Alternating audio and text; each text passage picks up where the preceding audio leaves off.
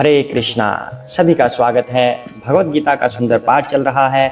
आज हम छठा अध्याय आरंभ करेंगे। छठा अध्याय जिसका शीर्षक है ध्यान योग। पांचवें अध्याय में भगवान ने हमारे ज्ञान चक्षु खोल दिए। जो लास्ट वाला एपिसोड था उसमें तो भगवान ने हमारे इतने सारे प्रश्नों के उत्तर एक साथ ही दे दिए।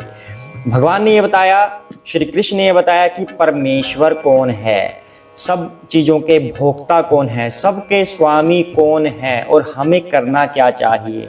लास्ट एपिसोड में भगवान ने इन सभी प्रश्नों का उत्तर दिया है। संक्षेप में हम बता देते हैं। भगवान ने कहा था कि श्री कृष्ण ही परम भगवान है, सभी देवताओं के, सभी लोकों के स्वामी श्री कृष्ण है, सभी जीवों के स्वामी श्री कृष्ण है। यानी कि जीवों के स्वामी है तो इसका मतलब भारतीयों के भी और दूसरे लोगों के भी श्री कृष्ण ही स्वामी है, हिंदुओं के ही नहीं।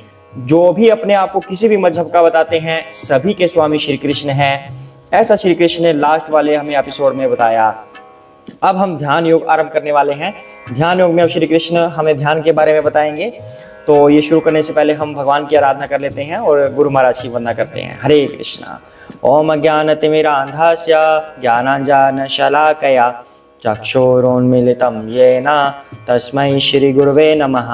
श्री कृष्ण चैतन्य प्रभु नित्यानंद श्री अद्वैत गदाधर श्रीवासादि गौर भक्तवृंद।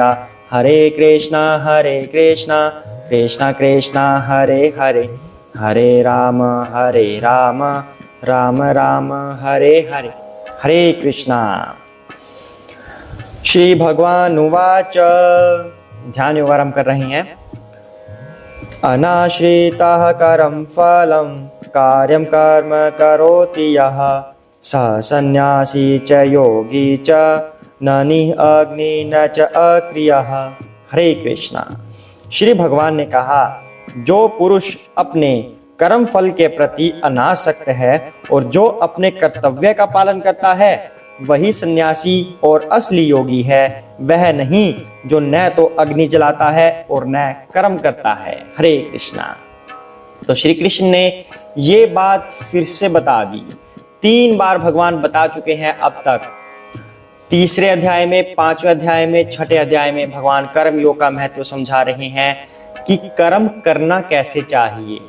भगवान इसमें बता रहे हैं कि जो व्यक्ति अपने कर्म फल के प्रति अनासक्त है, अर्थात कर्म तो हमें करना ही है, कर्म छोड़ना नहीं है। भगवान फिर से ये बात कह रहे हैं। तो भगवान यहाँ पर कह रहे हैं कि अगर सन्यासी बन जाएं और कर्म छोड़ दें तब वह उचित नहीं है। सन्यासी बनने की अपेक्षा कर्म कीजिए, कृष्ण भावना मृत होकर कर्म कीजिए, अपने कर्तव्यों का पालन कीजिए, वही पूर्ण सन्यासी और पूर्ण योगी है। ऐसा श्री कृष्ण कह रहे हैं।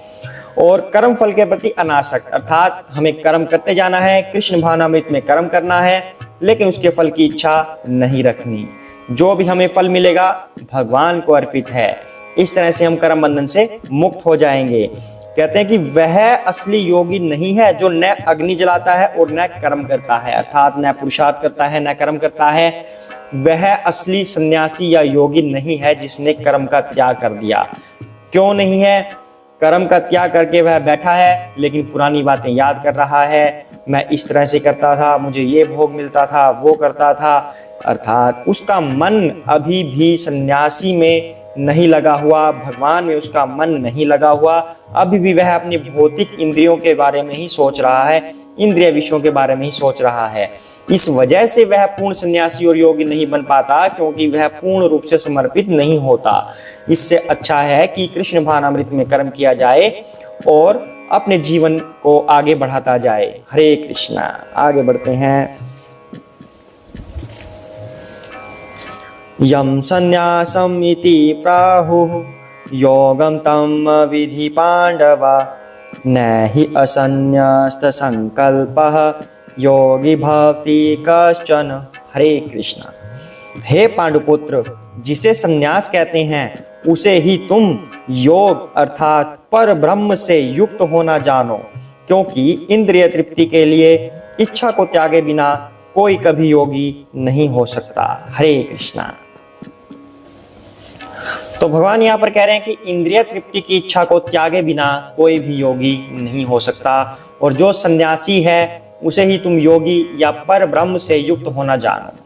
इसका मतलब क्या हुआ कि जिस व्यक्ति ने सभी कर्मों को छोड़ दिया और सन्यासी बन गया, भगवान ऐसा नहीं कह रहे कि सन्यासी बनना उचित नहीं है, सन्यासी बनना गलत है, बल्कि भगवान ये कह रहे हैं कि जब सन्यासी बनते हैं तब अपनी इंद्रिय विषयों को नहीं छोड़ पाते। अगर इंद्रिय विषयों को छोड़ दे और भगवान के प्रति अपना आकर्षण बढ़ाए, आसक्ति बढ़ाए भगवान के प्रति, तब वह सर्वश्रेष्ठ है। लेकिन सन्यासी बनकर अपनी पुरानी इंद्रिय विषयों के बारे में सोचते रहते हैं, तो उससे उचित ये होता है कि हम सन्यासी बने बिना भगवान के प्रति आकर्षित होकर, भगवान के प्रति अपनी आसक्ति बनाकर, कृष्ण भावनामृत में लगकर हम कर्म करते जाएं, जीवन के कर्म हम करते जाएं। जिससे क्या होगा, हमारी बुद्धि कृष्ण में लगी रहेगी और हम इंद्रिय विषयों के प्रति आसक्त नहीं होंगे। अब जो व्यक्ति कृष्ण भावनामृत में लग गया, मान लो सन्यासी नहीं बना, वह कृष्ण भावनामृत में लगकर कर्म कर रहा है, तो उसकी तो ऑटोमेटिकली प्रैक्टिस हो गई, क्योंकि वह तो निरंतर भगवान की सेवा में लगा है, श्री कृष्ण की सेवा में लगा है। तो इंद्रिय विषयों के बारे में सोचने का तो उसके पास समय ही नहीं होगा, क्योंकि वह हर पल कृष्ण कृष्ण कृष्ण कृष्ण ऐसे करता जाता है, मन मन में अपने कृष्ण कृष्ण बोलता जाता है, कार्यकलाप करता रहता है, अपने दैनिक कर्म करता रहता है और मन में कृष्ण कृष्ण करता जाता है। तो उसके पास तो इंद्रिय विषयों के बारे में सोचने का समय ही नहीं है, क्योंकि वह तो कृष्ण की सेवा में तत्पर है। लेकिन जो सन्यासी बन गया, जिसने कर्म छोड़ दिए, उसके पास तो समय ही समय है, उसके पास तो करने के लिए कुछ और है ही नहीं, क्योंकि वह अभी तक कृष्ण की सेवा नहीं कर रहा। उसने जो कार्य करने थे उनको भी छोड़कर बैठ गया, तो उसके पास समय ही समय है। तो उस खाली समय में क्या होगा, खाली समय में फिर उसको अपनी इंद्रिय विषय याद आएंगे दोबारा से। इसलिए भगवान कह रहे हैं कि कृष्ण भावनामृत ही सर्वश्रेष्ठ है, सन्यासी से भी ज्यादा।